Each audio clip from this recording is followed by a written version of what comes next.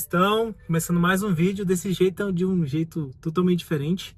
Eu tô aqui com meu amigo E aí, turma, Júnior. tudo bem? Bora para mais um vídeo aí. Bora! O Júnior é meu convidado de hoje. Eu decidi começar essa jornada aqui. Quando eu conheci o Júnior, deixa eu virar aqui. Quando eu conheci o Júnior chegou em Alphaville como gestor de tráfego do Marcos Paulo, né? Isso. Cara, hoje, graças pela honra e glória do Senhor, Deus vem abençoado ele.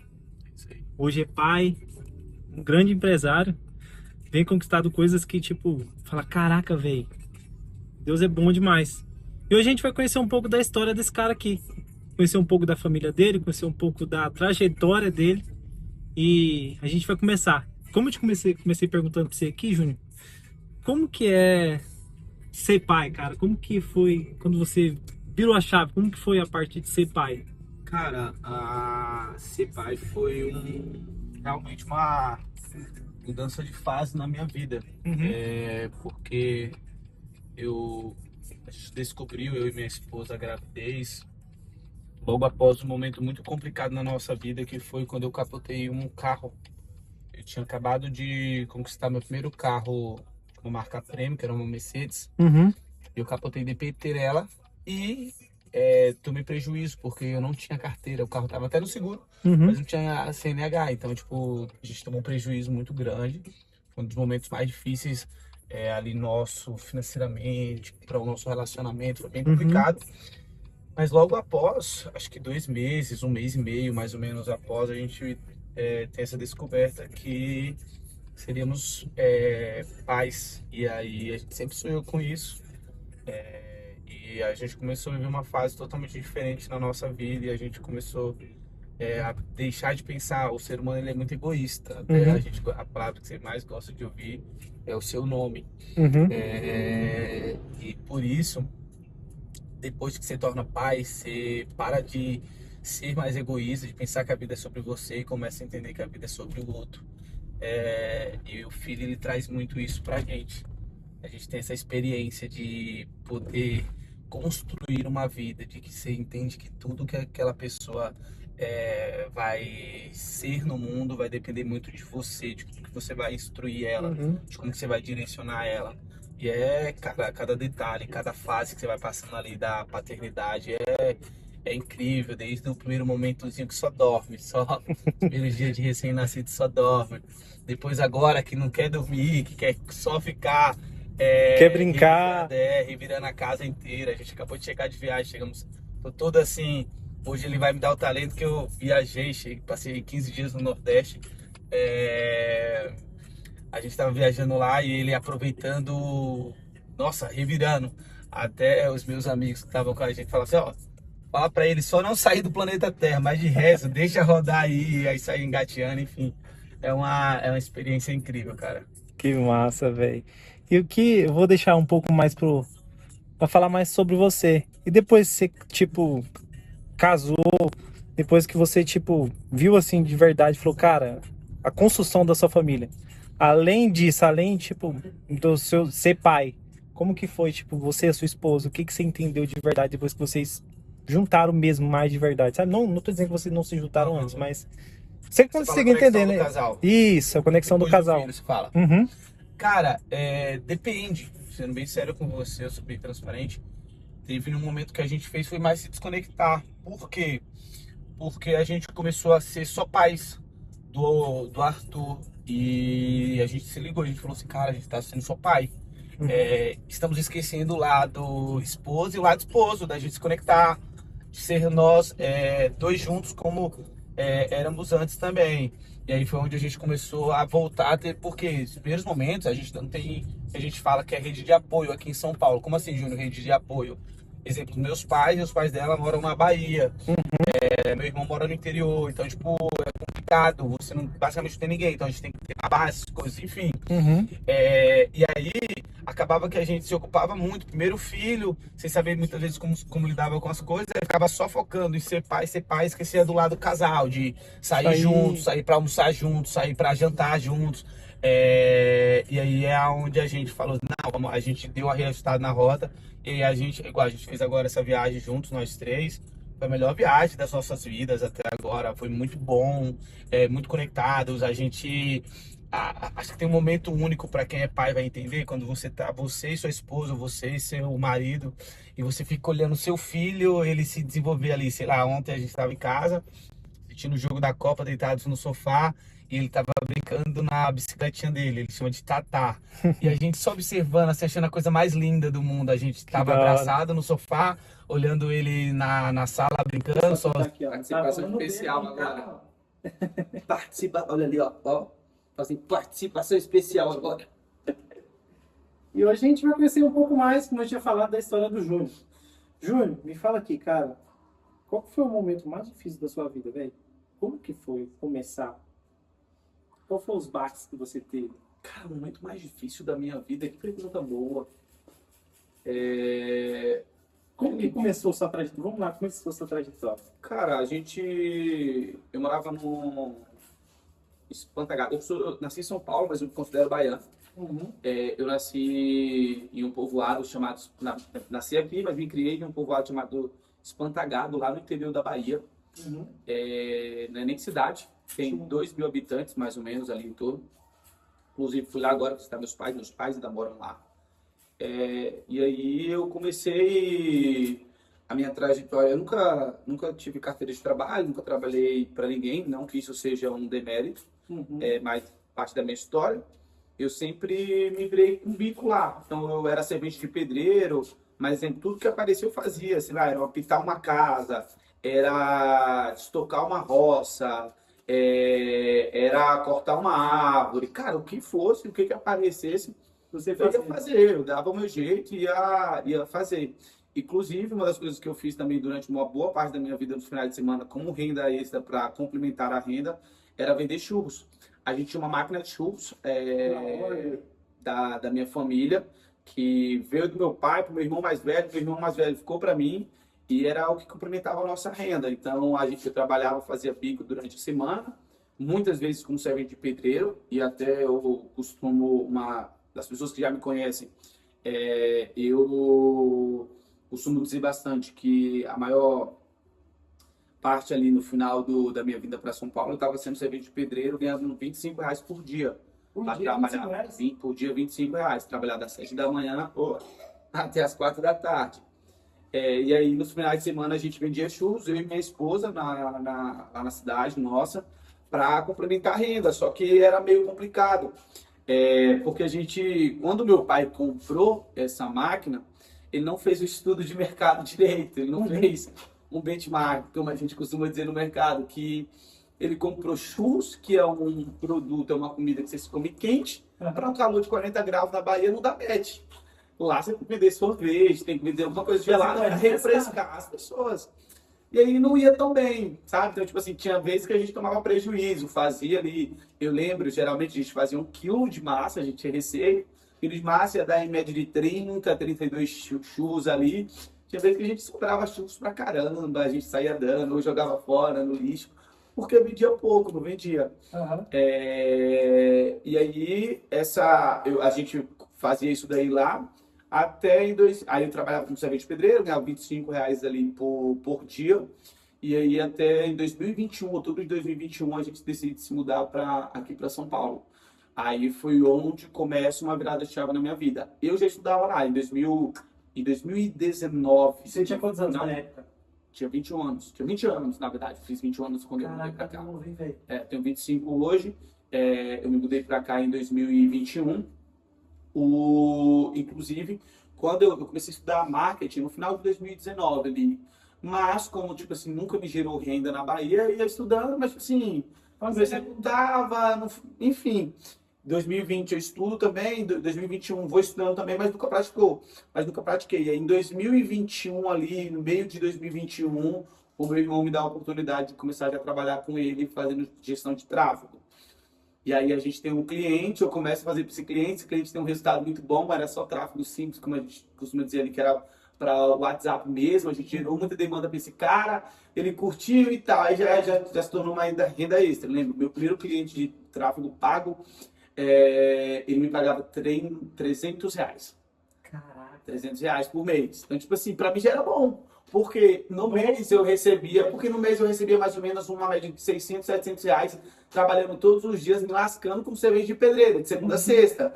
Acordando 7 da manhã, mexendo massa, concreto, batendo laje. Não solda bexiga. Não solda bexiga. Ganhei 300 reais com um cara ali no computador. Eu falei assim, pô, se eu tiver mais 5 caras desse daqui, eu tô fazendo 1.800 reais no mês, já tá bom. Falei, Na legal. época era dinheiro, né?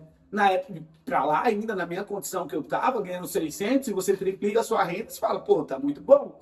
Nem imaginava que poderia ganhar muito mais, mas a gente começa por aí. Aí, em setembro de 2021, meu irmão vai pra lá, ele me faz o convite de vir pra São Paulo, eu venho, e aí, que o convite, cara, não foi nem assim, vamos pra São Paulo, vamos empreender, vamos pro digital. É que minha situação era tão ruim, mas tão ruim lá, que a gente falou assim, cara, vai pra São Paulo, trabalha com CLT que já é bom, assim, já tá muito melhor. Então a minha ideia, junto com a minha esposa, era vir pra cá e trabalhar com CLT, não era nem trabalhar com marketing, com nada, era tipo, cara, vamos arrumar um emprego numa firma, vamos construir nossas coisinhas ao pouco, vamos conquistar nossas coisinhas ao pouco. Essa foi a ideia principal para sair lá da Bahia e tomar a decisão de vir aqui para São Paulo. Só que quando chegou aqui, as coisas foram mudando, graças a Deus, e a gente entrou em uma outra frequência ali. Caraca, velho. E aí, você chegou... Essa pergunta é uma pergunta meio óbvia. Você chegou a passar fome na sua moral? Cara, fome não. Nunca passei fome. Passou necessidade, assim, tipo de algumas coisas faltavam de casa. Isso já. Exemplo. O que a gente custa, cara, 600 reais hoje não dá para família nenhuma ver, isso é real. O que a gente tinha, eu lembro sempre, isso me marca muito. Logo que eu tive uma virada de chave, que eu comecei a ganhar mais dinheiro e tudo mais, um dos maiores prazeres que eu tinha, você acredita que era ir fazer compra no mercado? Por quê? Amor, pega ele aqui, agora. Era fazer compra no mercado, Felipão, por conta que eu e minha esposa, a gente tinha o Bolsa Família, lembro como se fosse hoje, o Bolsa Família era R$145, era o dinheiro que a gente destinava para fazer a feira de casa. Então, por exemplo, a feira que você vai no supermercado e você compra, era aquele valor que a gente tinha para ir no supermercado e comprar. O restante do dinheiro era para pagar as outras contas e tudo mais que a gente tinha. A gente tinha faculdade, minha esposa fazia faculdade de professora, ela tinha uma parte ali, eu lembro que era 30 mais ou menos, né, da sua mensalidade, era alguma coisa assim. Da sua faculdade, ela não vai lembrar que ela é ruim de memória. Enfim, os outros dinheiro era para pagar nas outras contas e sobreviver ali ao longo do mês. Mas o dinheiro do Bolsa Família era exatamente para fazer a compra. E como que a gente chegava no mercado?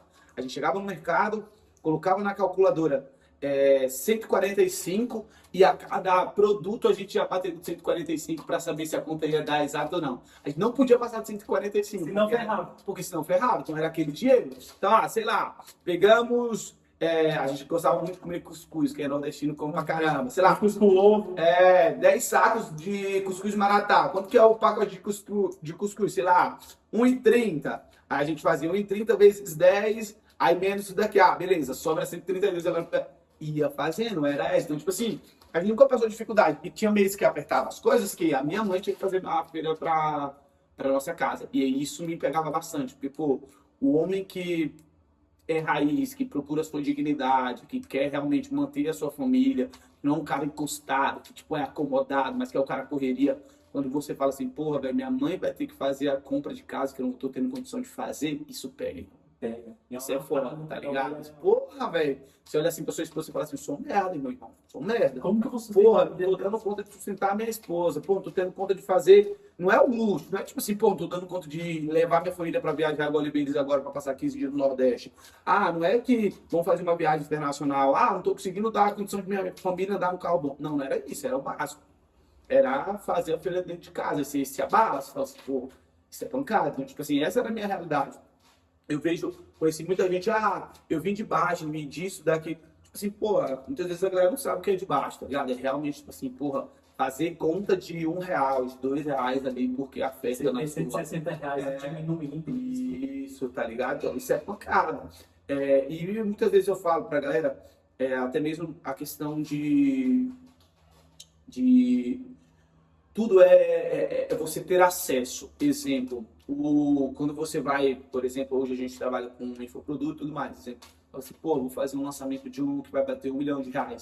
Muitas vezes a sua mente ainda não acessou aquilo dali, você não consegue bater. O projeto até tinha potencial para bater, mas, cara, na sua mente aquilo dali é inacessível, tá ligado? É impossível na sua mente.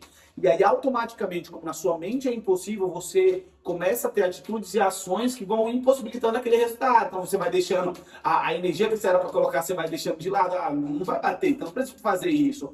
Ah, se eu colocasse energia, por exemplo, nesse tal local aqui, iria ter o resultado. Mas eu não acredito nisso, eu não coloco. E aí, por que eu digo com a galera, exemplo, a gente veio tão de baixo que a gente, tipo assim, teve tanta dificuldade de acessar as coisas que, cara, pouco dinheiro fazia tanta diferença, que você nem imagina no mundo, você nem imagina acessando, ganhando X, Y, Z. E aí você tem que ir quebrando esses bloqueios, essa frequência, essa mente ao longo do caminho. Isso é foda. Se você der esse momento, então, um dos momentos mais difíceis da sua vida? Cara, acho que sim. O início do meu casamento ali foi um dos momentos mais difíceis financeiramente falando da minha vida. Caraca, velho.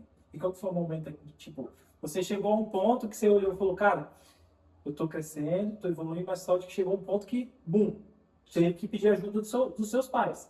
Você contou ali pra mim, certo? Uhum. E, cara, qual que foi o momento que, além de você começar a ganhar esse dinheiro, você falou, cara, agora as coisas estão começando a evoluir. Agora as coisas estão começando a avançar. Você falou dos 300 ali. Depois disso, como que foi? Os 300 ainda estavam na fase ruim. Tipo assim, 300 da fase ruim porque eu estava morando na Bahia. Vim pra cá, ainda passei uns perrengues, igual eu morava em Ferraz de Vasconcelos, que é zona leste de São Paulo, uma zona nobre, igual a gente mora aqui hoje. Meu aluguel lá era R$ 400, morava em uma cozinha e um quarto. Era isso, eu e minha esposa, tipo assim, essa varanda que a gente está aqui, a sala ali era o que eu morava. Mas a minha esposa, a gente foi melhorando, a gente foi crescendo, a gente teve uma oportunidade, a gente correu muito risco, assim, é que se torna curto o espaço de tempo para a gente falando, a gente correu muito risco, eu tive a oportunidade de se tornar sócio de um escritório lá, que seria uma agência, sem R$ 1 no bolso, tive que assumir um puta risco para fazer a parada acontecer, a gente assumiu, as coisas foram acontecendo. E aí eu era sócio desse escritório, eu tinha 30%. Quando esse escritório deu 12 mil de lucro para mim nesse mês, eu recebi 12 mil de lucro, lembra como se fosse hoje. Dá para mim e para minha esposa, eu falei assim, caraca, que massa, virei uma chave. Tipo assim, meu sonho era bater 10 mil de lucro, tá ligado? De ganhar dinheiro, assim, 10 mil no mês. Isso, no mês. Quando eu recebi 12 mil, eu lembro como se fosse hoje, mano. No momento, a gente estava na mesa do escritório, meu irmão, ele era o sócio gerente ali, aí ele foi fazer os pagamentos, 12 mil, ele mandou os 12 mil reais. Virei uma chave. Eu falei assim, caralho, que massa, ganhei 12 mil. E tipo assim, pra mim, puta que pariu, morando lá na Bahia, 12 mil era... Você vivia a vida de rico lá, Céu, demais. Então, tipo assim, quando eu, 12 mil, primeiros 12 mil que eu ganhei, eu falei assim, cara, aí exemplo, você vai por fase, primeiro 100 mil que cai na sua conta, aí beleza.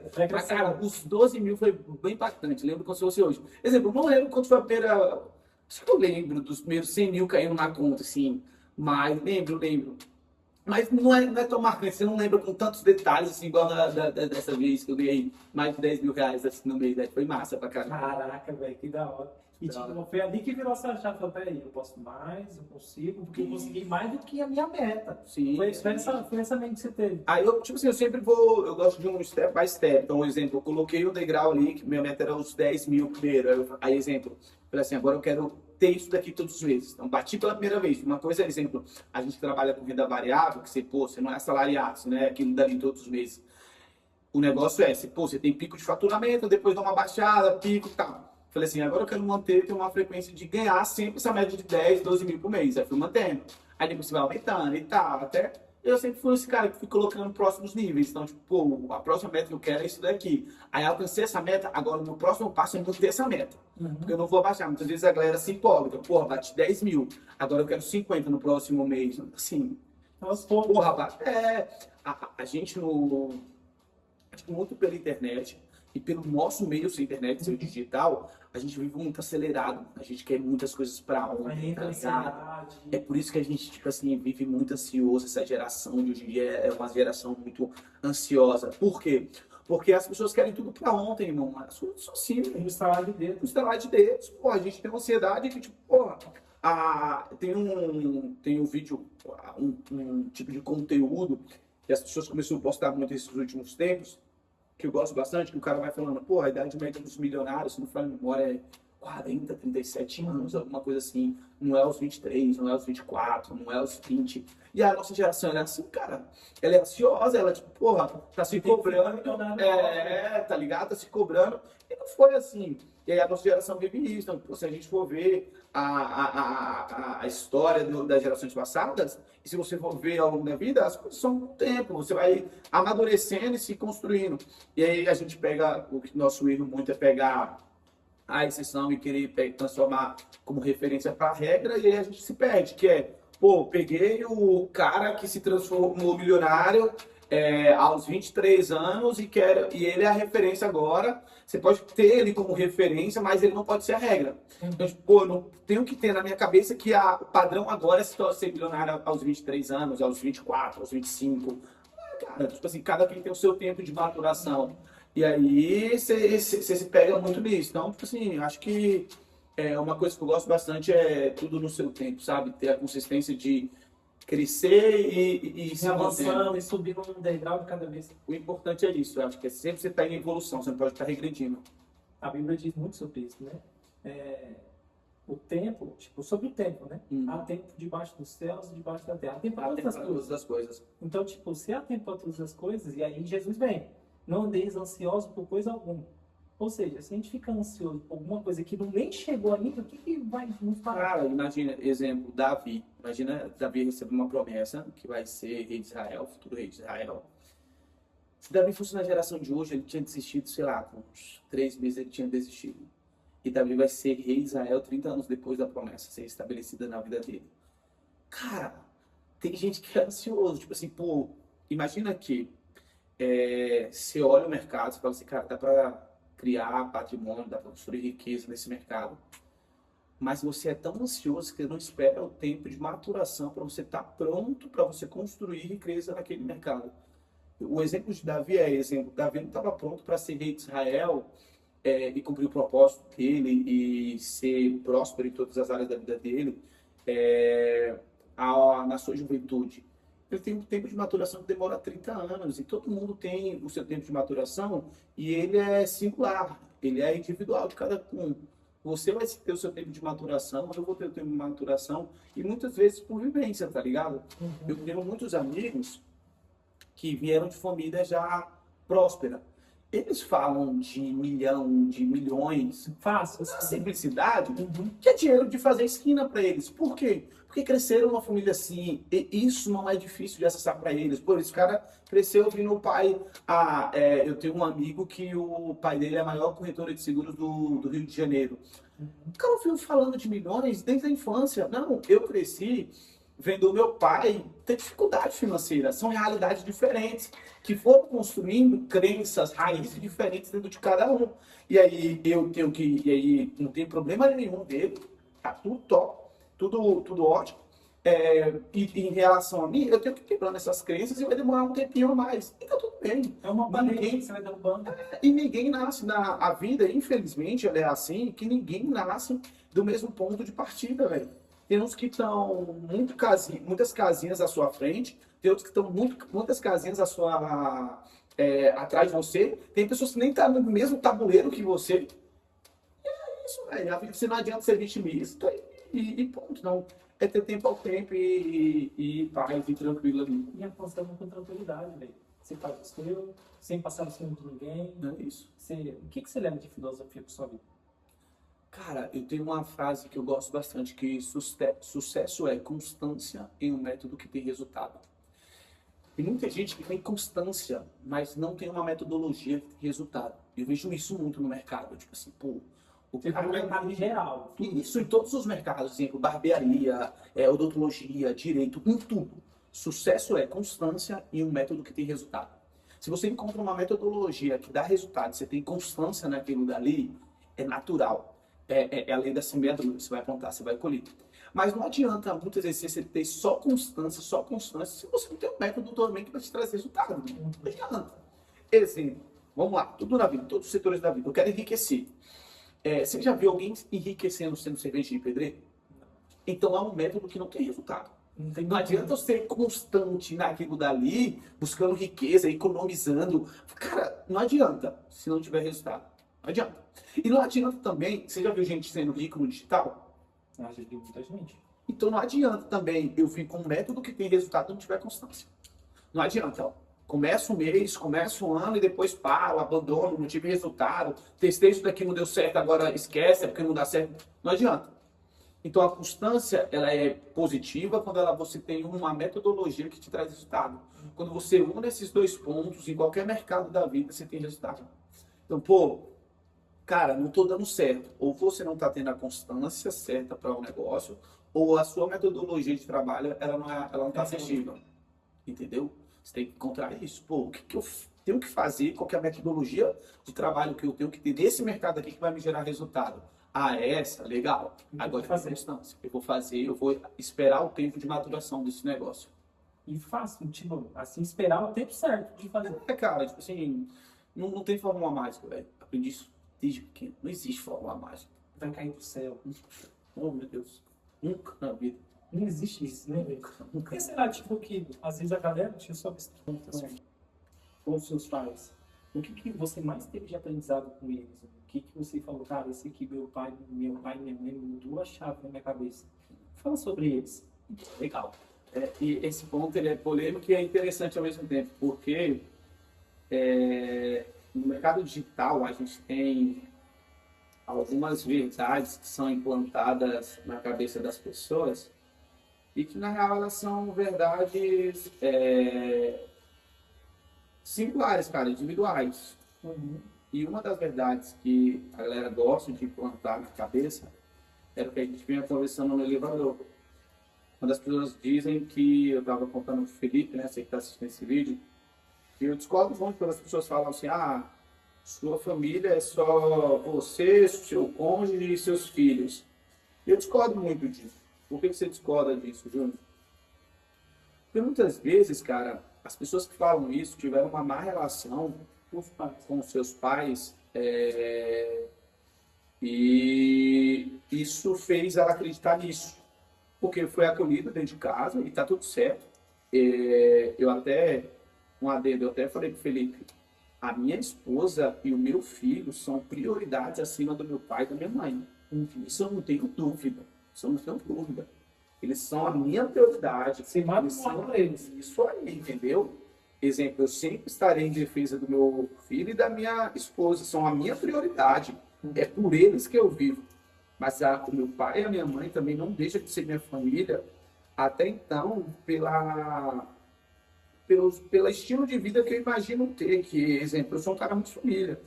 Então, eu gosto muito de aproveitar a vida. E eu acho que, tipo, a coisa mais importante que a gente tem nessa vida são as pessoas, cara.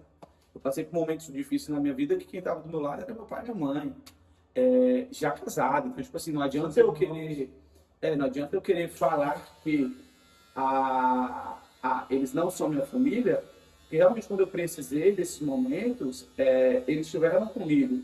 E muitas vezes quem fala isso é o cara que não teve uma boa relação com seu pai e sua mãe, e tá tudo bem. E realmente para ele, o pai e a mãe não são família, são parentes. E tá tudo bem, como eu considero alguns tios, são parentes, não minha família. Mas a relação que eu tenho com os meus pais é uma relação muito genuína. Meu pai é um dos meus melhores amigos, junto com o meu filho e com o meu irmão, são os meus melhores amigos. E aí se torna meio hipócrita eu falar, não são minha família, são meus parentes, você tem... Cara, é muita hipocrisia na internet. Então, tipo assim, a minha relação com meu pai é muito boa. A gente tem um ponto de contato muito forte, que é o amor do cavalo, né? Eu e o meu pai, a gente ama muito, muito o cavalo, muito. Então, agora, esses dias que eu estava na Bahia, a gente andando a cavalo juntos, cuidando dos cavalos juntos. E o meu filho parece coisa de doido. Meu filho é apaixonado por cavalo. Convive aqui, a gente pode ser na selva de pedras, e é apaixonado demais por cavalo, o meu filho. Ele chama de Totó, né? Então, assim, para você ver, a gente acordava lá na Bahia, cara, ele acordava cedo, ele era levantado da cama, a gente nem tinha levantado, ele ficava andando na cama, apontando para a direção dos cavalos, da baia dos cavalos, ficava Totó, Totó, que era para acordar e levar ele para ele ver os cavalos. Minha relação com meus pais é incrível, minha mãe também é fantástica, enfim, a gente ama estar junto. E eu acho que esse é o sentido da vida, é você colecionar momentos com essas pessoas, sabe? Eu acho que tudo na vida você consegue recuperar, menos momentos. Dinheiro você consegue recuperar, às vezes saúde até mesmo. A saúde é um pouco mais complexo, mas você pode ter uma vida um pouco ali desgastada. Depois de um tempo, vejo muitas pessoas, eu acho massa quem posta, por exemplo, história de superação. Ficou obeso por muito tempo, depois foi lá, conseguiu dar uma recuperada, começou a treinar, voltou o corpo bem. Mas momento com quem você ama, eu acabei de perder do avô, né? Momento com quem você ama, você não consegue recuperar nunca, não volta nunca. Então, tipo assim, aproveitar a família, para mim que moro longe deles, é uma das coisas que eu mais quero fazer agora nos próximos anos, é ir ver meus pais mais, visitar meus pais mais, estar mais com eles. Isso é fundamental para mim. E qual foi o conselho que seu pai te deu, assim, que você leva pra vida hoje? Fala sobre ele, só sobre seu pai. Fala só sobre esse conceito em cima disso. Conselho. Que você lembra, assim, você fala, cara, meu pai mudou minha chave aqui. Cara, meu pai nunca foi filósofo, você acredita? Tipo assim, da galera, porra, meu pai me falou isso e mudou minha vida. Mas eu acho que uma das coisas mais importantes que meu pai me ensinou durante a vida foi ser homem, cara. No quesito de um homem que honra a sua palavra. Se você falou sim, é sim. Se falou não, é não. Meu pai é muito desse cara, tipo assim. Meu pai nunca assinou um contrato na vida dele. Tudo foi sempre no fio do bigode, como a gente costuma dizer. Meu pai me ensinou muito a ser homem, a ter palavra de homem, a se posturar como homem. Eu acho que isso faz uma diferença muito grande, principalmente no dia de hoje, onde a galera tem se perdido muito. Então, meu pai, acho que a coisa mais poderosa que meu pai me ensinou foi ser homem de verdade. Ser um homem segundo os princípios da Bíblia, seguir os princípios da Bíblia. Acho que eu tive uma base cristã, meus pais são pastores, e isso vem muito forte dele. E a sua mãe? Cara, a coisa mais importante, minha mãe é mais filósofa, minha mãe gosta mais de se comunicar, meu pai é mais fechadão. A coisa mais importante que eu aprendi durante toda a minha vida, acho que ela nunca falou isso com palavras, mas foi vendo ela ser assim, foi se alegrar com a vitória dos outros. Eu costumei ver a minha mãe chorar quando, por exemplo, alguma pessoa em volta dela conquistava algo. Ou até mesmo, sei lá, estava assistindo alguma coisa na TV, via alguém conquistar algo, ela chorava de felicidade por aquela pessoa. Ou uma irmã dela, uma amiga dela, um parente dela, conquistava algo, ela ficava feliz, radiante, ela ficava feliz com a felicidade do outro, com a conquista do outro. E isso é muito difícil hoje. E eu aprendi isso com minha mãe. Eu sou um cara que fico muito, muito, muito feliz quando alguns meus conquistam algo, celebram como se fosse uma conquista minha. Isso eu gosto bastante. Uma frase que eu vi até o Toguro falando, acho engraçado tudo. E fala assim, até que não chega a sua vez, aprenda a fazer do próximo. Isso aí, isso é muito real, velho. Cara, enquanto não chega a sua vez, isso é real. Aprenda, velho. E cara, eu vim ali agora com você e eu vim refletindo, né? Por isso que eu fiz tantas perguntas ali, lá dentro do carro, eu vim refletindo, falei, caraca, velho, como Deus tem sido bom na vida dos juntos, sabe? Sim, sim. Como Deus, tipo, tem abençoado a vida dele. Olha, tipo, quando você chegou aqui, você não era pai, morava no outro apartamento do outro lado aqui, o tipo, tava conquistando, tava arrumando apartamento aos poucos. Cara. Lembro que não tinha nem o sofá direito, você tinha lá. Eu lembro até hoje. E, cara, você ia de Uber, demorava um monte de tempo, passava mais estresse com o Uber. Não, e a época de Uber já tava melhorando as coisas. Coisa quando era, exemplo, a gente tinha, que você não me conheceu nessa época, quando eu tinha um escritório na Vila Mariana, e eu morava em Ferraz de Vasconcelos, e aí ia de trem para lá. Ou quando eu tinha, logo de início, quando chegou, eu ficava trabalhando da casa do meu irmão, que era no Brás, em Galas. E eu ia de trem também, pegava a linha vermelha. E, mano, nossa senhora do céu. Nossa, de cabeça. Amigo, quando era para voltar na horária de pica ali, 6, 5 da tarde, você levantasse o pé, você não colocava o pé no chão de novo, mais não, no metrô. Rapaz, era puxado, viu? Graças a Deus, Deus foi abençoando e as coisas foram acontecendo e as coisas foram dando certo aí. E, cara, e Deus, cara? O que você viu assim, tipo? Então, como você viu Deus? Começou a ver Deus na sua vida? Velho, exemplo, como eu falei, desde pequeno eu fui criado em uma base cristã, então meus pais foram pastores. Eu já fui pastor durante um tempo na minha vida, Sério? sério. 2019, ali mais ou menos, eu pastorei uma igreja. É, E eu vejo Deus em tudo, cara. Eu sou um cara que eu tenho uma facilidade, eu acho, grande de sentir Deus nos pequenos detalhes, nas pequenas coisas, de conversar com Deus. E eu tenho certeza absoluta de que se eu cheguei até aqui hoje foi por conta dele, é tudo mérito da graça dele na minha vida. Eu costumo dizer que eu li um livro em 2017, eu acho, chamado O Maior Poder do Mundo. Acho que é o primeiro livro que eu li assim, de fato, cabeça a rabo, do Thiago Gourmet. E esse livro se chama O Maior Poder do Mundo, e ele vai conversando com grandes empresários que ele conhece, e ele vai perguntando para esses empresários quais eram os poderes que eles acreditavam e regia a humanidade. Aí alguns foram falando, pô, o poder da network, se você tem network, você consegue ter resultado. Outros foram falando o poder da informação, o poder do amor, o dinheiro. Foram falando, você que lista 7 poderes. E aí no final, o livro completa o livro com um capítulo falando que para ele ouviu, considera todos os poderes que foram citados, grandes poderes, mas que o maior poder do mundo é a graça de Deus. E sem a graça de Deus, você esquece tudo, irmão. E eu já sabia daquilo dali, mas ficou mais claro para mim, sabe? E se não for a graça de Deus nas nossas vidas, esquece, irmão. Não adianta a força do braço, não adianta o talento do cara achar, pô, eu sou o melhor, eu sou bom, isso. O orgulho, né? O orgulho, o ego, não adianta nada, irmão. Se não for a graça de Deus. Teve momentos na minha vida que eu olhei assim e eu falei assim, cara, foi a graça de Deus.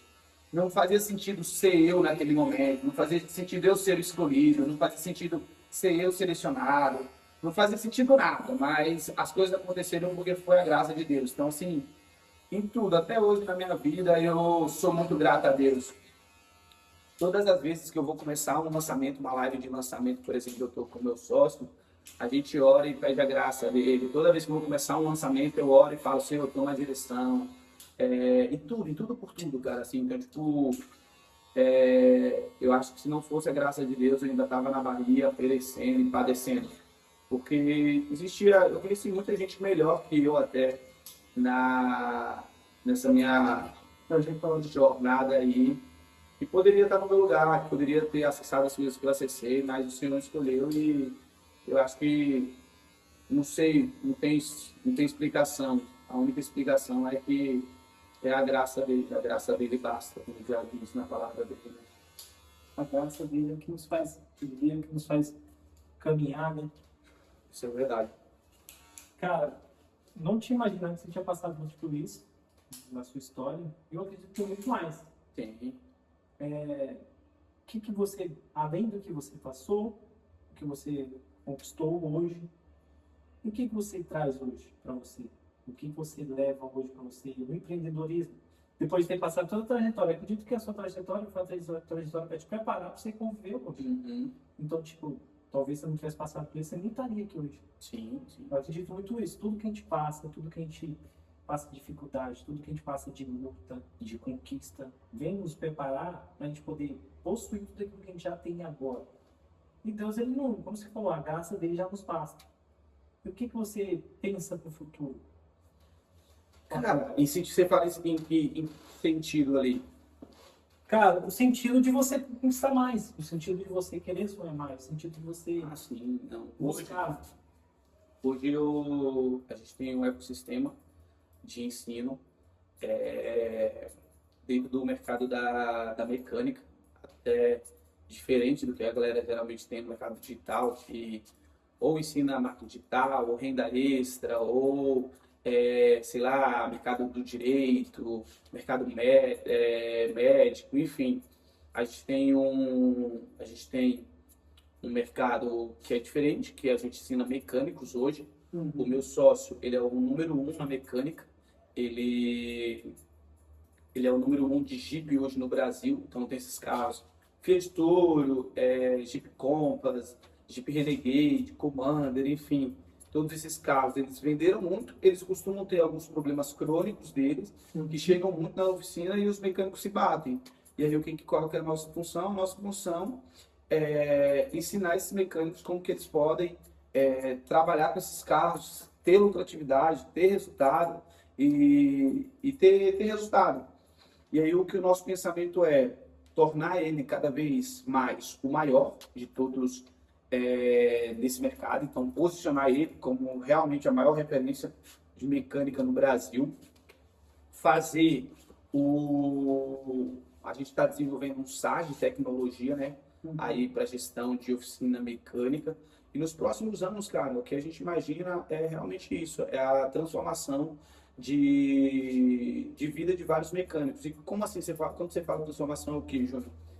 Não é nem espiritual, sendo bem sincero. Hoje a galera traz muito, né? Tudo hoje virou propósito. Só que o expert não é muito a pegada dele, sabe? Ele não é esse cara. Então a gente não força isso de, você tem que ter o seu propósito de vida. Não acreditamos que essa transformação do mecânico encontrar o propósito de vida vai ser levada pela gente. Mas a transformação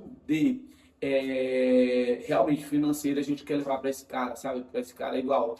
Uma das coisas que me ajudou eu e minha família foi a transformação financeira, cara. Tipo assim, então, isso é muito importante para qualquer brasileiro, principalmente que o Brasil está quebrado hoje.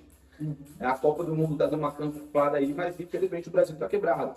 E se a gente poder levar um conhecimento que gera resultado para ajudar outros pais de família a colocar o dinheiro dentro de casa para sustentar suas famílias, vai dar uma vida digna para os seus filhos, poder estudar numa escola melhor, poder ter acesso a um hospital melhor, isso daí é o nosso objetivo.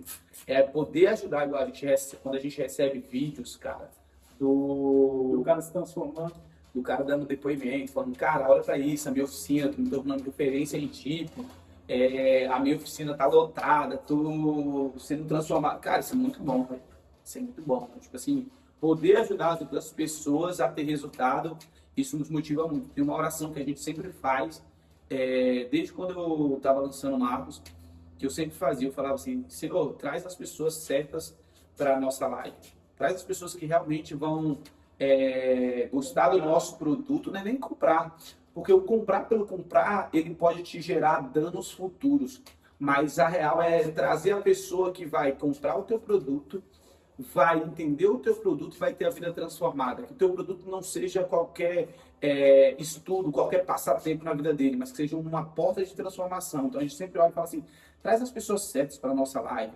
Que as pessoas que realmente vão encontrar a transformação e que através de todo o conhecimento que foi ministrado sobre a vida deles, eles aprendam, coloquem em prática e tenham a vida deles transformadas. Então, isso é algo que a gente sempre pede nas nossas orações a Deus e que nos motiva muito, fazer com que outros donos de oficina tenham a vida deles transformadas. Que massa, velho. E, cara, vamos falar de empreender. O que você aprendeu com o Marcos ali?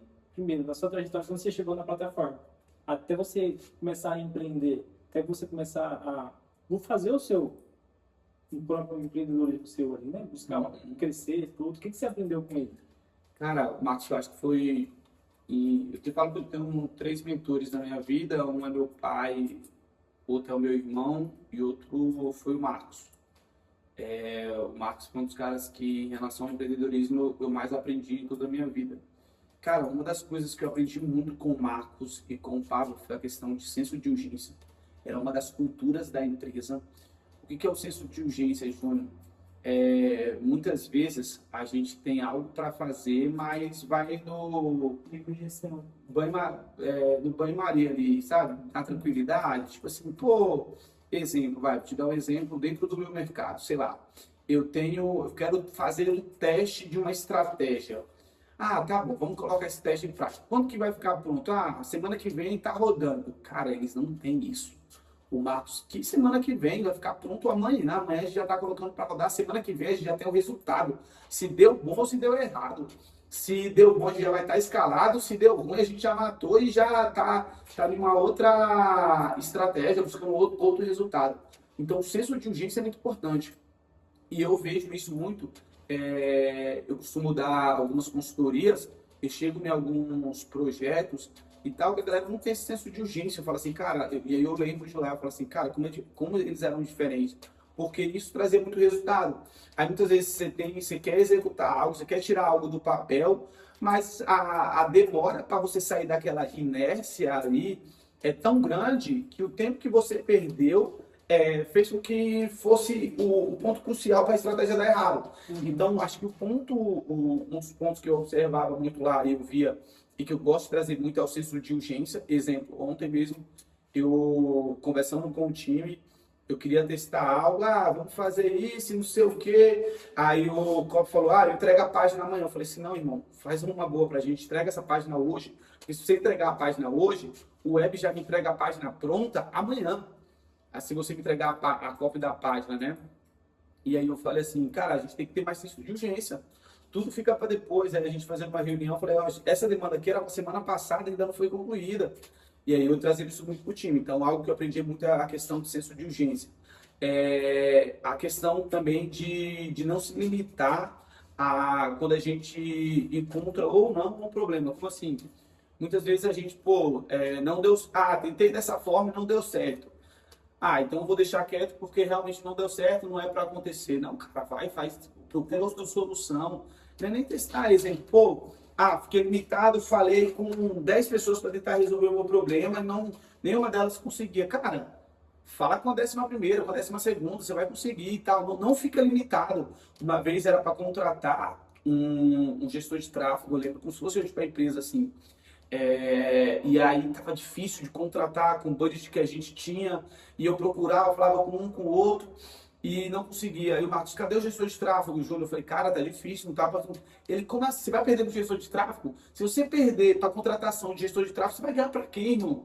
Ele falou, não é possível e tal. Aí falou, você tem até o final da tarde pra contratar. Irmão, eu dei o meu pulo e eu contratei o gestor de tráfego. Cara. Então, tipo assim, essa mentalidade de falar assim, cara, se você perder pra isso, você vai ganhar pra quem? Muda muito o jogo, tá ligado? Você fala assim, velho, eu vou perder esse problema. Você olhar pro problema e falar assim, não é possível, não. Eu não vou dar conta de resolver esse problema.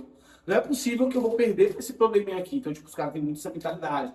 E isso mudava muito. Então, para com isso, não é possível, não. Isso daqui tava pra você fazer desde ontem, você ainda não resolveu, cara. Não resolveu por quê?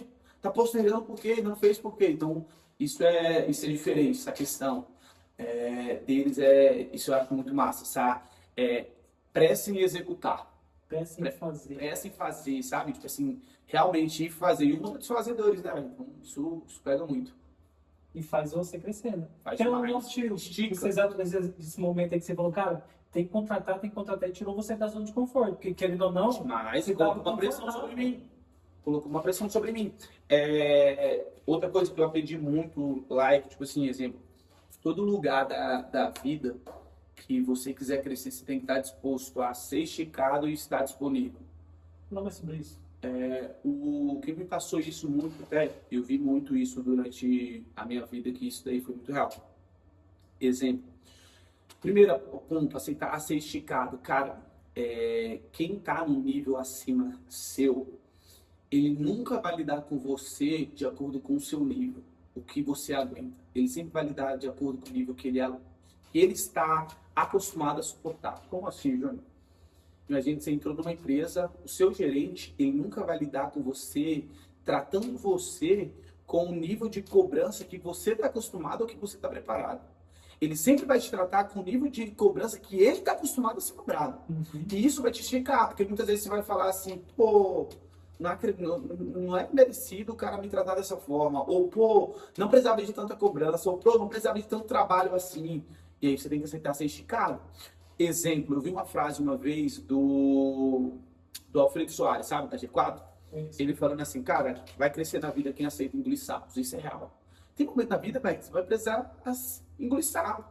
Teve uma coisa que você errou ali, que na real nem foi culpa sua, mas vai cair isso nas suas costas, e você vai ter que engolir, cara. Você vai ficar calado e falar, vamos seguir o jogo. Então você tem que aceitar ser esticado. Você aceitar ser esticado de diversas formas. E muitas vezes tô ganhando menos e trabalhando mais. Você tá sendo esticado, cara. Uhum. Você financeiramente não está sendo remunerado e recompensado pelo trabalho que você está exercendo. Você está sendo esticado. Você tem que aguentar, você tem que saber suportar o tempo. Um cara muito, por exemplo, um cara que aceitou ser esticado, se a gente for ver na Bíblia, e isso sempre mostra pra gente, José, cara. José se aceitou ser esticado de verdade.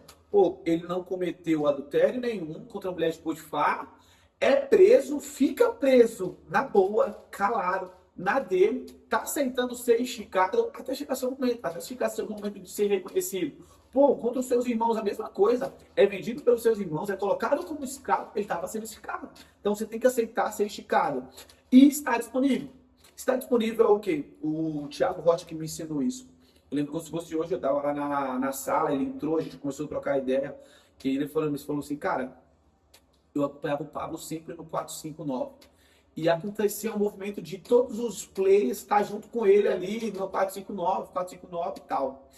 E a gente estava numa maratona. E ele falou assim, com o tempo, alguns foram parando de ir e tal, foram ficando poucos. E eu fui o único que fiquei com o Pablo. Teve um dia que o Pablo não conseguiu porque estava doente ministrar o 459. Adivinha quem foi que ministrou o 459? Ele. Por quê? Porque ele estava disponível. Ele estava lá. Ele estava disponível para servir. Isso é real. Eu vejo muito. O cara que chega na empresa, pô, cheguei 10 horas da noite. Cara, já é 6 horas, não tem mais, já estou aqui há muito tempo. Não está disponível. Porque ele estava disponível no momento que ele era pago. O negócio está disponível na hora que ninguém está. Então, isso me fez crescer bastante. Eu chegava na empresa, era um dos primeiros a chegar, último sair. Costumei ficar na empresa até 3, 4 horas da manhã trabalhando. Pô, precisamos fazer um lançamento acontecer e tal. Vamos fazer um corujão? Vamos fazer, estava disponível ali. Ah, cara, domingão, precisamos gravar criativo no domingo. Precisamos gravar criativo no domingo. Quem consegue? Cara, eu consigo. Cara, precisamos fazer a mudança no domingo da empresa. Quem consegue? Eu consigo. Isso é tudo estar disponível. É estar sendo visto, entendeu? Então, tipo, estar disponível, aceitar ser esticado é uma das boas formas para você crescer em qualquer lugar. Não adianta você só aceitar ser esticado, muitas vezes chega na hora e não está disponível. Exemplo, eu falo muito para alguns amigos e parceiros. Exemplo, teve um acontecimento com um cara mesmo do meu time. Eu precisei dele e aí ele falou assim, mano, não consigo. E aí cara, tava com BO urgente ali na hora para resolver. Eu liguei para uma outra pessoa que não era nem da área. Ele falou assim, não, mano, eu vou contigo. Na hora aceitou. Eu falei assim, isso tá disponível. Isso é você precisar da pessoa, a pessoa tá ali com você. E tem muita gente que não entende isso, fica só no obrigacional, não tá disponível. E isso, infelizmente, faz muita gente perder as oportunidades. E a oportunidade aparece assim que às vezes não te vê. Tá disponível? Cara, que bom. Aqui, o que você faria com os olhos vendados hoje em empreender, conquistar um sonho, com toda a experiência que você já tem, com tudo que você já conquistou, o que você faria? Cara, acho que tem várias coisas, assim, cara, acho que bem... E alguns pontos da vida, se a gente for levar para a carreira, eu imagino que empreender, cara. Eu empreenderia hoje de olhos fechados se eu estivesse em uma outra posição de um jovem brasileiro hoje, sabe? Uhum. E em questão de família, eu casaria sem sombra de dúvidas. Casaria muito, assim, de olhos fechados. Acho que casar foi um dos pontos mais cruciais para eu chegar até aqui. Não sei se eu te falei, mas eu casei com 17 anos. Vou fazer 10 anos de casado agora. Então, eu tenho 25 anos, vou fazer 10 anos de casado no final do ano. É final do ano, amor? É final do ano, a gente faz 10 anos de casado, minha esposa vendo isso. Mas é 10 anos de casado. A gente vai fazer 10 anos de casado. Então, sem sombra de dúvidas, cara, casar foi a melhor decisão que eu tive na minha vida. Eu acho que assim, na vida do homem e da mulher, acho que casar é uma das decisões mais difíceis em relação a você escolher a pessoa certa. Por quê? Porque, cara, se você escolher uma pessoa que não esteja alinhada com o teu propósito de vida, com o teu estilo de vida, vai te mudar demais e vai mudar toda a direção da tua vida, toda a trajetória da tua vida. Um sócio que você tiver na empresa, ele não tem o poder de mudar a trajetória da tua vida como uma esposa tem. Um pastor não tem, um padre não tem, um político não tem, os seus pais não têm depois de adulto igual a pessoa que você se casou. Imagina você Tem muita gente que, sei lá, imagina um cara que é empreendedor, ele gosta de empreender, ele casou com uma mulher que não é empreendedora, que é muito segura ali, que tem medo e tudo mais, e ela consegue transferir esse medo para ele, e ele, o cara que era empreendedor, o cara que ia para cima, ia arriscar, ia ver uma vida extraordinária, muda de plano, muda de direção, do nada o cara tá sendo CLT, nada contra o CLT, mas tá vivendo uma coisa nada a ver com o que ele queria para a vida dele. Tudo porque ele encontrou uma pessoa que não estava bem alinhada com ele. Então eu acho que, tipo assim, essa decisão de escolher com quem você vai se casar é uma das decisões mais importantes da sua vida. Outro ponto é que eu daria um passo sem medo algum, cara, é filho, velho. Você que é casado, sei lá, tá casado há 2, 3 anos, não sei, não existe tempo certo para ter filho. Eu fui ter com 8 anos de casado, eu acho, para memória.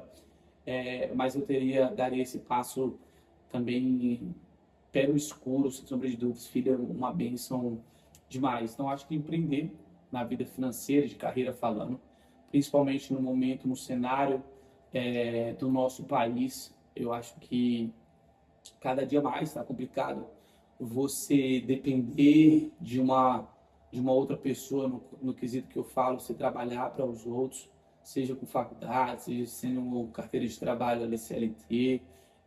Empreender também não é fácil, mas acho que é o caminho hoje melhor para você conseguir ter a sua liberdade, ter a sua autonomia, não ficar refém de um sistema. Casar, eu acho que essa é uma decisão sábia para todas as pessoas que realmente querem construir algo sólido, uma carreira sólida, uma vida sólida. Sempre vai ter altos e baixos, mas eu acho que é uma decisão muito interessante até então, porque até eu e minha esposa, para você ver, a gente era muito bem alinhados. Ela, a gente conversava, né? E a gente falava assim, cara, com 30 anos a gente quer estar bem resolvido. Como assim bem resolvido? A gente quer estar com os nossos 2 filhos, a gente já está com outro com 25, ela está com 27, bem financeiramente falando e com o que a gente for fazer da vida em relação ao trabalho também já bem estruturado. E aí algumas pessoas já mais velhas falam que nada, com 30 anos você vai estar começando a sua vida, vai estar se estruturando, vai estar se encontrando agora. Mas a gente era tão bem decididos, tão bem focados no que a gente queria, e a gente não deu ouvido às pessoas que falavam o contrário, que a gente vai conquistar isso, que a gente vai chegar nos nossos 30 anos com 2 filhos, bem estruturado financeiramente, bem orientados nas nossas empresas. Isso eu não tenho dúvida. Tudo por uma decisão que a gente decidiu, que foi construir uma família mais cedo do que a média brasileira. Porque geralmente aos 20 e poucos anos o jovem está ou preocupado em curtir a vida dele de solteiro, curtir a vida dele de balada, de bar e tudo mais. E beleza, tudo bem. Igual hoje, não vou falar para você que eu não curto um barzinho nem nada, mas hoje é diferente. Hoje eu já tenho uma estrutura muito melhor. Hoje eu já não estou procurando o que eu vou fazer, como é que eu vou ganhar, como que eu vou pagar as contas no final do mês. Já tive uma estrutura mais robusta, entendeu? Então isso tudo por uma decisão de casar com a pessoa certa, de tomar essa decisão de casar cedo. Tenho certeza que se eu estou aqui hoje é pela mulher que eu tenho do meu lado. Caraca, velho. Isso é uma declaração de amor, se eu tivesse ouvido. Que da hora, velho. O que você faria mais por eles? A mais. Além de matar e morrer por eles, que eu sei que você faria isso. O que eu teria que fazer mais por eles, às vezes, é atenção e tempo. Que o cara, tipo assim, tem dia, irmão, que eu saio daqui de manhã cedinho, meu filho ainda tá dormindo, ela ainda tá dormindo, e eu chego à noite e eles já estão dormindo. Então, tipo assim, eu não passo o dia sem ver eles. É por eles essa correria de ir pra rua, trabalhar, matar o leão, conquistar as coisas. É por eles, mas às vezes isso tem que valer a pena lá no futuro para me dar mais tempo também para estar com eles, entendeu? Mas às vezes eu sinto que eu precisava entregar mais tempo, dar mais tempo para eles. Tá louco, ali, Isso, conversar, né? isso daí tem hora que quem é empreendedor, é pai, é esposa, ele vai saber do que eu tô falando.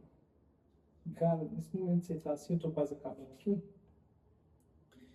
O que você olhando pro Júnior lá atrás? O Júnior mesmo. Aquele Júnior lá que trabalhando de cerveja de pedreiro. Aquele já está começando a vida boa, ele já tem R$ 600 no mês.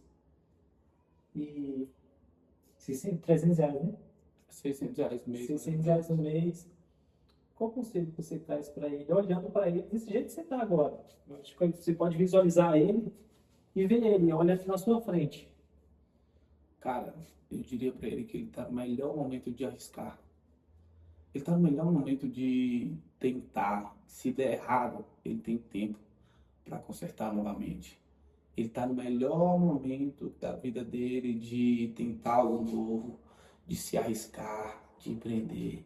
Porque vai chegar um momento da vida dele que ele vai estar mais velho, que ele já vai ter alguns filhos, e que se ele arriscar e der errado, já não tem só ele mais.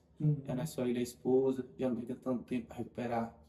Porque assim como ele, eu vejo outros jovens que perdem o tempo que eles tinham para decidir arriscar a vida. E é tudo, tipo assim, sei lá, vamos falar, um jovem que o cara quer morar fora, velho.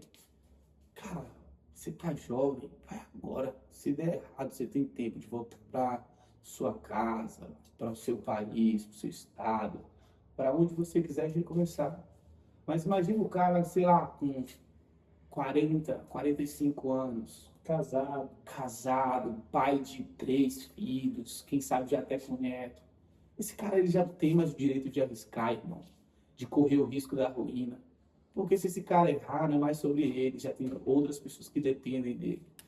Então, olhando para o menino lá que era servente de pedreiro, eu dou parabéns para ele por ele ter arriscado, por ele ter decidido fazer o que poucas pessoas que saíram do mesmo lugar que ele decidiu fazer, ir atrás, porque ele escolheu o tempo certo. Ele não deixou o tempo passar, ele aproveitou o tempo e a sua juventude, o melhor momento para ele decidir fazer algo novo e construir algo que fosse para a sua vida. Então, eu diria parabéns para aquele cara. Que massa, mano. Que maravilha. Enquanto isso, enquanto você canta que sua barba vai fazer um pouco de barulho. E empreender, cara, como que tem sido empreender para você? Cara, empreender no Brasil eu vejo uma internet lá em paraquedas, sem paraquedas, sem avião, e tem que construir tudo no meio do caminho até você chegar onde abrir o paraquedas. Não pode nem chegar no chão, senão o paraquedas, quando for abrir, já não vai mais adiantar de nada. A real é que a situação do Brasil ela é complicada, ela não ajuda o empresário, cada vez mais imposto que você tem que pagar, tributos em cima de tributos, e fica cada vez mais arriscado, mais difícil. Mas não é impossível vencer. Não é impossível vencer, tá ligado? Mas todo mundo tá correndo risco, cara. O cara que tá nesse exato momento pegando o metrô para ir pro trabalho dele, tá correndo risco também muito seríssimo. Mas é o que você quer pra sua vida, tá ligado? Eu nasci pra arriscar, velho. Eu sou muito cara do ao vivo, tudo na minha vida igual.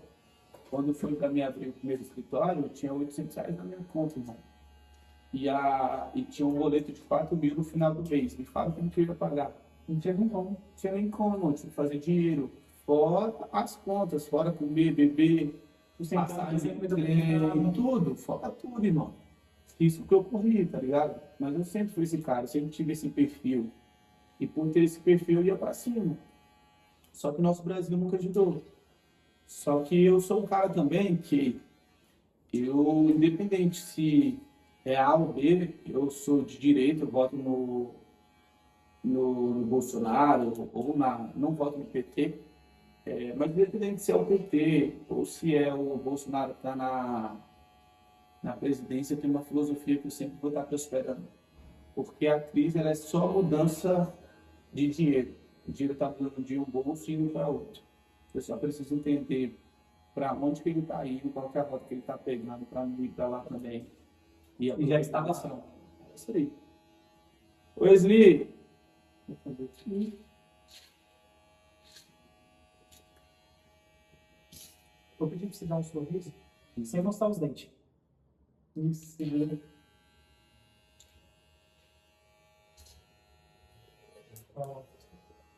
Wesley, pega água para mim, por favor. qual que tem sido o desafio de lidar com pessoas? Hoje você tem quantas pessoas no time? Cara, todos os times que a gente tem aí, a gente deve ter uma média de umas 20 e poucas pessoas. E lidar. Caraca. Claro. Acorda, bom dia. Bom dia. Nem avisa. Lidar com pessoas, cara, é sempre bem complicado, porque eu tento sempre estudar sobre pessoas. É uma das coisas que eu mais gosto de estudar é sobre pessoas. Principalmente porque toda a minha vida eu lidei com pessoas. Mas pessoas é complicado porque muitas vezes você está lidando com o dominante, outra hora você está lidando com o influente, outra hora você está lidando com o conforme, outra hora você está lidando com o estável, outra hora você está lidando... É complicado. Então, tipo assim, você tem que ter várias versões, várias skins para lidar com pessoas de maneiras diferentes. Porque muitas vezes Ó, finalizei o cabelo do homem aqui, ó. Agora sim, Vira assim, ó. pegada. Olha, ó. Ó, agora sim. Renovei uns 10 anos agora. Boa, irmão. Irmão, é o seguinte. Eu quero que você deixe uma mensagem pra galera. Você já falou sobre o Júnior do passado. Agora, o que que você dá de mensagem pro empreendedor? Cara, primeiro confio no Senhor. Depois que confio no Senhor, sou como os montes de Sião, ele já falava, que não se abalam. Segundo ponto, tem uma passagem do salmista que ele fala assim: elevo meus olhos para o monte, de onde vem o meu socorro. Quando ele fala só da questão de elevar os olhos para os montes, a ação também de levantar a cabeça, independente de qualquer situação, sempre com a cabeça erguida, porque é dos céus que vem o nosso refúgio. E tenha certeza que você pode mais do que você imagina, porque Deus já liberou essa bênção sobre a sua vida. Então, o que você imagina que você pode conquistar é pequeno, é minúsculo perto do que o Senhor preparou para você. Só depende de você ter constância e ter foco em um método que já tem resultado. Então, sem sombra de dúvida, você pode mais. Confia em você, confia no seu potencial e, acima de tudo, confia no Senhor, porque a graça dele sobre as nossas vidas é o que basta. Tamo junto e foi um prazer, Felipão. Obrigado demais. Viu? Tamo junto. E outra coisa. Como a gente contou sua história, eu acredito que quanto mais história a gente conta, mais vidas são alcançadas. E, cara, teria alguém que você indica para trazer pro podcast? Esse cara, você fala, cara, esse cara seria massa você cortar o cabelo dele e trazer uma mensagem. Indicação? O Ian foi indicação. O Ian falou de Ele você. já fez? Já, Dele? já. Legal. Cara, eu indicaria o Yaras, né? Mas que o Yaras tá morando em Boituva, né? O Caio. O Caio? Caio Noia. Tá. O Caio tá muito bem, graças a Deus também. Vai. Massa. O Caio, tem o Caio, tem o Felipe, mas é o Caio Noia, eu indico o Caio. O Caio é massa pra caramba. Você avisa aí pra gente? Aviso? Abre que eu aviso. Acho que eu vou lá no escritório dele agora, tem um maneirinho lá. Boa, fechou junto, então. querido. Tamo junto, nóis, lindão. abraço.